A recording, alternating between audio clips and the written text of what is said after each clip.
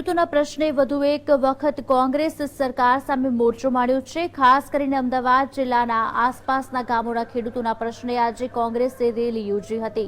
National youth કોંગ્રેસના president રાજા અમરિન્દરસિંહની અધ્યક્ષતામાં બાવળાથી નવપુરા સુધીની ટ્રેક્ટર રેલી કાઢવામાં આવી હતી, જેમાં અમદાવાદ કોંગ્રેસના નેતાઓ તેમજ અર્જુન મોઢવાડિયા સહિત યુથ કોંગ્રેસના અનેક આગેવાનો હાજર રહ્યા હતા। રાજ્યમાં ખેડૂતોને પૂરતી વીજળી અને પાણીની સુવિધા મળી શકી નથી તેવા આરોપ પણ લગાવ્યા છે। આ સાથે જ યુપીમાં ભાજપ સરકારે ખેડૂતના વ્યાજ માફ કર્યા, પરંતુ ગુજરાતમાં 22 વર્ષથી ભાજપ સરકાર હોવા છતાં સરકારે ખેડૂતોના વ્યાજ માફ ન કર્યાનો કોંગ્રેસે આરોપ લગાવ્યો।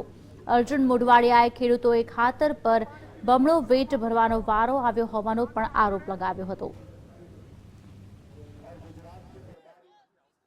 22 साल जो बीजेपी को किसानों ने दिए, वोट डाला है, मोदी जी की सरकार बनाई है, देश के प्रधानमंत्री बनाए हैं।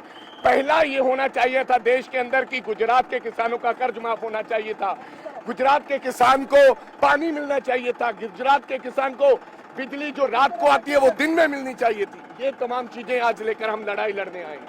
આજે 3 વર્ષમાં 3 રૂપિયા પણ ખેડૂતોના જે ઉત્પાદનના ભાવો વધાર્યા નથી।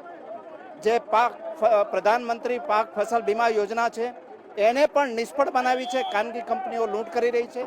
ટ્રેક્ટરો ઉપર એટલો ભારે દંડ નાખ્યો છે કે એને કારણે મુશ્કેલી છે। એ ઉપરાંત ભૂંડ અને રોજનો ત્રાસ છે। એના માટે થઈ અને અમે આજે રેલીનું આયોજન કર્યું છે।